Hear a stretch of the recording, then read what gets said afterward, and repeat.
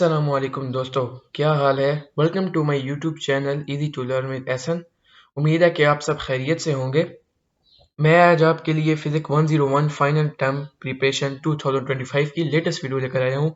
इंशाल्लाह इस वीडियो देखने के बाद कुछ एमसीक्यूज, इंशाल्लाह बहुत ज़्यादा एमसीक्यूज पेपर में आएंगे। वीडियो को आखिर तक देखना है, कुछ भी स्किप नहीं करना। अगर वीडियो अच्छी लगी तो चैनल को सब्सक्राइब और बेल आइकन का बटन दबा दीजिएगा। अपनी वीडियो का आगाज़ करते हैं कि पहला एमसीक्यूज है, the image produced by a convex mirror of an erect object in front of the mirror is always. The image produced by a convex mirror of an erect object in the front of the mirror is always. वो option है real, erect and larger than the object, real erect and smaller than the object, virtual erect and larger than the object, virtual erect and smaller than the object. तो इसका जो option number D है वो true होगा। वो कहते हैं कि the image produced bye convex mirror, image produced by a convex mirror of an erect object in the front of the mirror is always virtual erect and smaller than the object. Question number 2 है, in some movies you sometimes see an actor looking in a mirror. In some movies, कुछ ऐसी movies होती हैं, बहुत सी movies होती हैं, you sometimes कभी कभार see an actor looking in the mirror. आप एक्टर को देखते हैं कि वो मिरर की तरफ देख रही है, and you can see his face in the mirror. आप उसका फेस मिरर में देखते हैं। During the filming of the scene, ये उस सीन का जो फिल्म का जो सीन है, what does the actor see in the mirror, तो वो his face, your face, the director face, the movie camera. Movie camera जल्दी बात है, फिल्म बन रही है तो मूवी कैमरा। इसका question number option number D जो है वो ट्रू होगा। Question number 3, a femtometre is, a femtometre की क्या वैल्यू होती है, फेम्टोमीटर क्या होता है, उसकी क्या वैल्यू होती है। Option A 10 9 metre, 10 12 metre, 10 15 M या 10 18। तो इसका आंसर नंबर सी ठीक होगा, 10 15 एम। क्वेश्चन नंबर 4 है, the strength of a lens is measured in. जो कहते हैं कि जो स्ट्रेंथ है लेंस की, जो लेंस की स्ट्रेंथ है वो इज मेजर्ड इन, किस में मेजर्ड होती है। ना वो मीटर में होती है मेजर्ड, ना वो डायोप्टर में मेजर्ड होती है, ना वो पैरावेटेंस में मेजर्ड होती है, वो होती है लेंस मीटर। तो इसका आंसर नंबर जो डी है वो ठीक है। तो ये पूछते हैं कि जो स्ट्रेंथ ऑफ लेंस है, जो लेंस की जो स्ट्रेंथ होता है वो किस में मेजर्ड होती है, वो होती है लेंस मीटर। अब देखें, strength of the lens is measured. अब लेंस ऑप्शन आ गया तो आप इसमें साफ समझ आ रहा है कि इसमें लेंस मीटर में ही स्ट्रेंथ ऑफ लेंस मेजर की जाती है। नेक्स्ट है question number 5, when an object iron tungsten is heated, it emits light, it emits infrared IR light when it is heated at a temperature। कहता है कि one object, एक object है, iron is heated, जब iron heat होती है, it's emit light, emit light कहती है, it emits infrared light when it is heated at a temperature. ये एमसीक्यूज बहुत बार आया और मैंने भी पेपर दिया, उसमें भी एमसीक्यूज आया था। तो इसका आंसर है below 800 degree Celsius, centigrade Celsius. अब क्वेश्चन नंबर ऑप्शन नंबर 2 है, अबव 2500 डिग्री सी या between 800 degree C to 1600 degree C, between 1600 degree Celsius to 25 degree. तो सबसे पहला जो ऑप्शन है बिलो 800 डिग्री सेल्सियस, वो इसका correct answer. Question number 6, the reason they are two slits rather than one in a young experiment is, the reason, एक वजह, there are two slits थी rather than one in a young experiment is to increase the intensity, to create a path length difference, one slit is for frequency and the other for wavelength। तो उसका option number 4 है वो ठीक होगा। वो option है one slit is for electric field, मतलब कि जो एक स्लिट है वो इलेक्ट्रिक फील्ड की है, and the other for magnetic field. जो अदर मतलब कि वो कहता है टू स्लिट्स बतानी है in the young experiment is, तो वो कहता है कि जो पहली स्लिट्स है वो इलेक्ट्रिक फील्ड की है, जो अदर है वो मैग्नेटिक फील्ड की है। क्वेश्चन नंबर 7 है, an electron is moving at 0.6 E. Electron जो है वो मूव करता है 0.6 ई में। If we calculate its kinetic energy, जब वो कैलकुलेट करती है अपनी kinetic energy using 1/2 mv2, we get a result that is, वो रिजल्ट देती है, वो क्या लेती है, जस्ट राइट लेती है, जस्ट हाफ इनफ लेती है, about 28% too low to is the correct value. इसका जो आंसर नंबर सी है वो ठीक है, वो ऑप्शन है about 28% too low. Question number 8, the theoretical upper limit for the frequency of electromagnetic waves is, the theoretical upper limit for the frequency, जो theoretical upper limit है फ्रीक्वेंसी की of the electromagnetic waves is.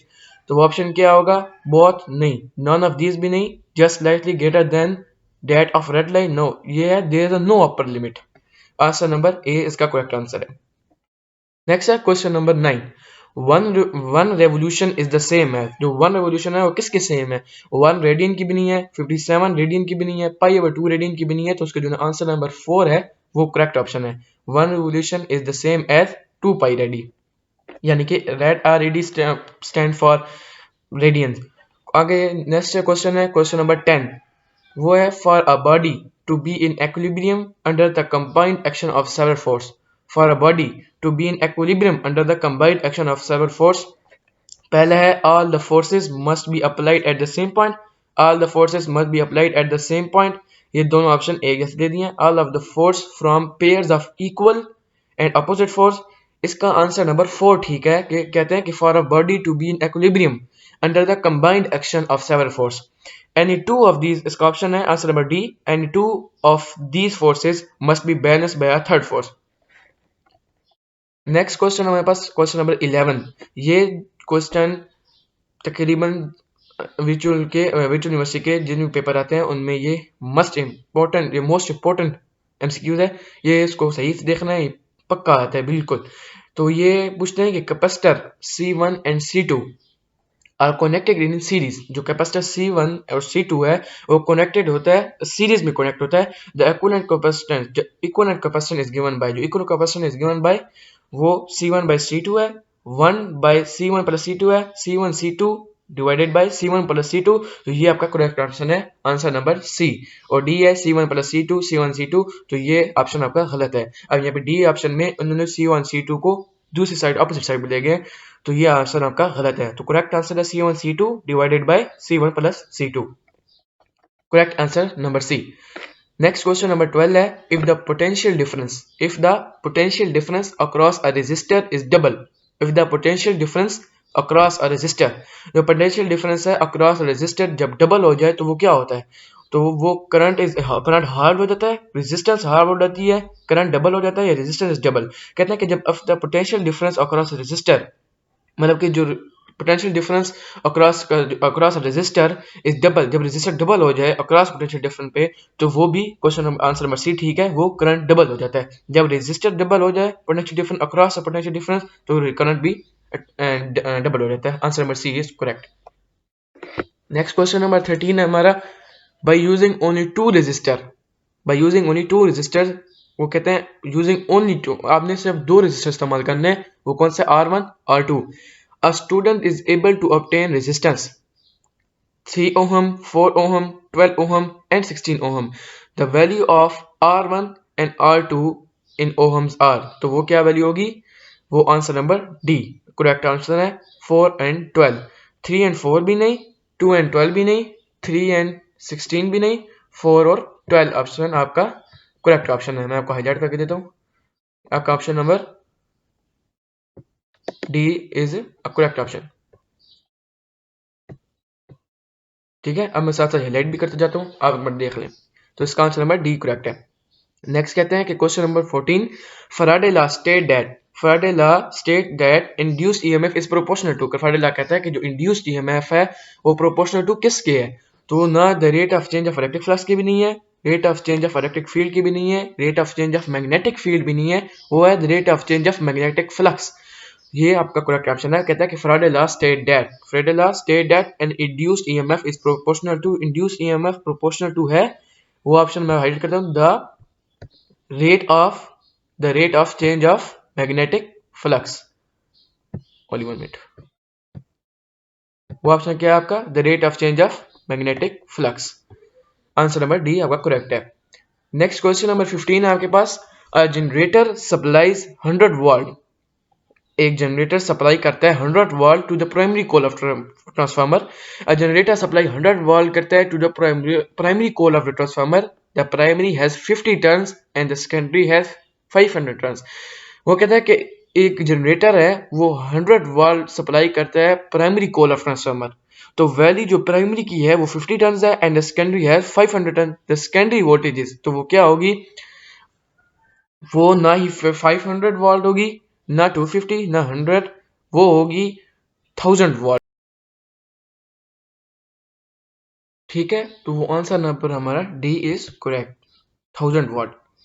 Next question number 16 है हमारे पास, which of the following electromagnetic radiation has photon, which of the following electromagnetic radiation has photon with the greatest energy. Number 1 X-rays, number 2 blue light, number 3 radio waves, number 4 yellow light. तो वह हमारे पास option होगा answer number 1 is correct, X-rays.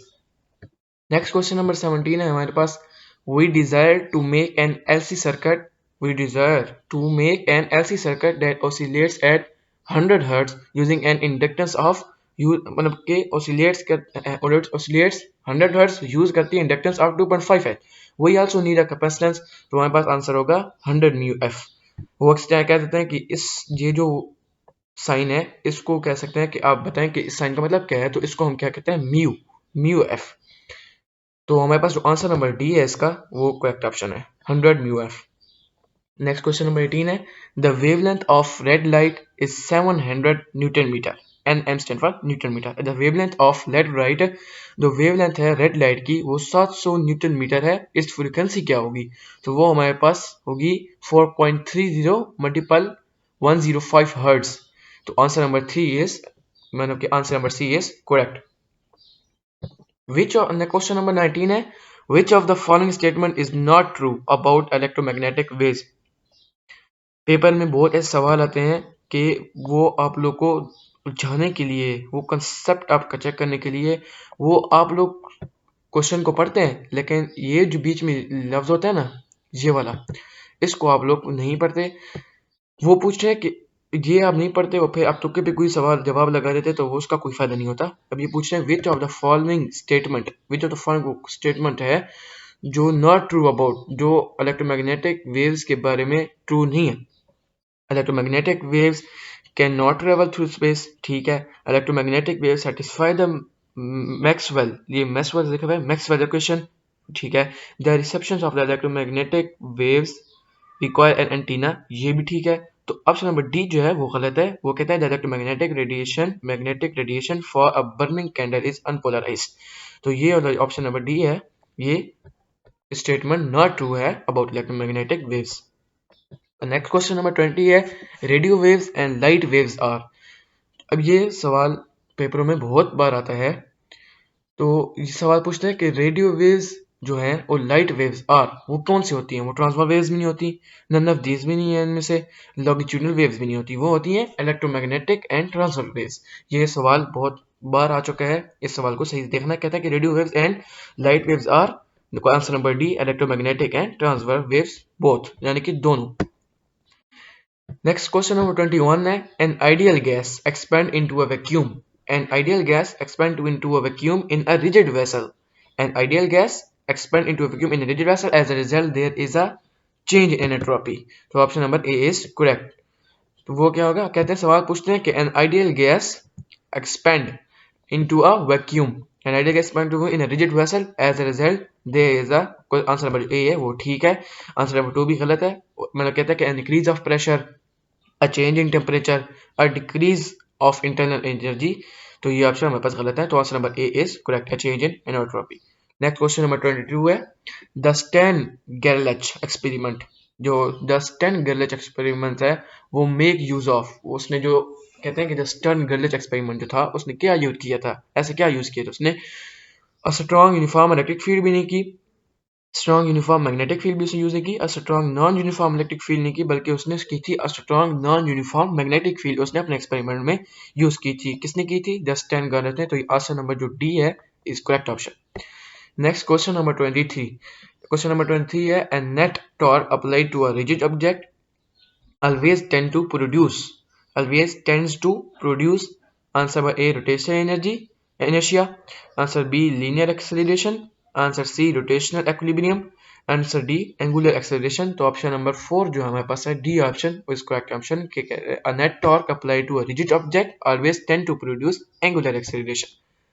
Next question number 24 है, as the wavelength of a wave, as the wavelength of wave, जो wavelength है wave की in a uniform medium increase its speed will be, मतलब क्या कहता है कि is the as the wavelength of the wave जो वेवलेंथ है वेव की यूनिफॉर्म मीडियम में, तो वो जब इंक्रीज हो जाए तो स्पीड जो क्या होगी वो आल्सो भी इंक्रीज होगी, डिक्रीज होगी, नन ऑफ दिस नहीं, बल्कि वो होगी answer number D is correct, speed will be remain the same.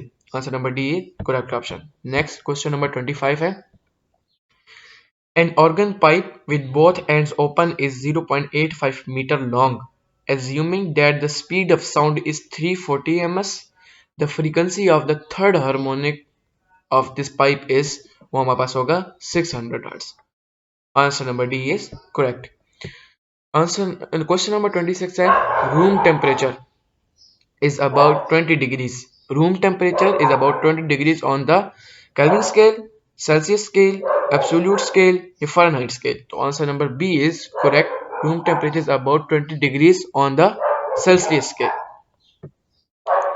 Next question number 27 है हमारे पास, a particle with zero mass. A particle with zero mass and energy E carries momentum. तो answer number B हमारे पास correct है, E divided by C। पूछता है कि a particle with zero mass and energy E carries momentum EC, E divided by C, EC की two VEC। तो answer number B is correct, E divided by C is a correct answer. Answer number B. Next question number 28 है, J Thomson measurement of E divided by M for electron provides evidence of the J.J. Thomson measurement of EM for electron provides evidence of the wave nature of matter, wave nature of radiation, particle nature of matter, particle nature of radiation। तो answer number C is correct, answer है particle nature of matter। Next question number 29 है हमारे पास, during a slow adiabatic expansion of a gas, during a slow adiabatic expansion of a gas, तो वो energy is added as heat, work is done on the gas, the pressure remain constant, no energy enter on leaves as heat. तो हमारे पास option number D is correct, no energy enters और leaves as heat.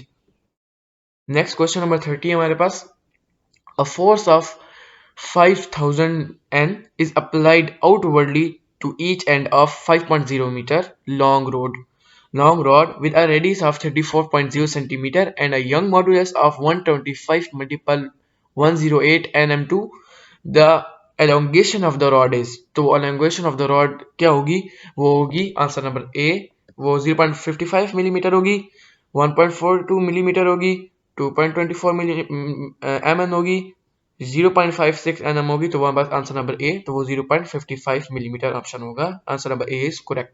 Next question number 31 है, an object attached to one end of a spring, an object attached to one end of the spring makes 20 complete oscillation, attach होता है 20 spring से 20 complete oscillation in 10 second, it period is, अब यहाँ पे correct option देखना है तो वो ऑप्शन नंबर ए लिखा हुआ है 2 seconds, number 2 2 hertz, number 3 0.5 second, 0.5 hertz. तो option number C is correct, वो 0.5 सेकेंड होगा। नेक्स्ट क्वेश्चन नंबर 32 है, back and forth in a leftward and rightward direction, back and forth in a leftward and rightward direction, this type of wave is known as, मतलब कि back and fourth in leftward and rightward direction होगी तो वो कौन सी type of wave होती है, वो क्या कहलाती है, वो कौन सी टाइप होती है, तो वो वेव की कौन सी टाइप होती है, वो ना ट्रांसवर्स होती है, मैकेनिकल, लॉन्गिट्यूडनल, इलेक्ट्रोमैग्नेटिक। तो वो answer number C is correct है कि जो दोनों तरफ लेफ्टवर्ड एंड राइटवर्ड डायरेक्शन,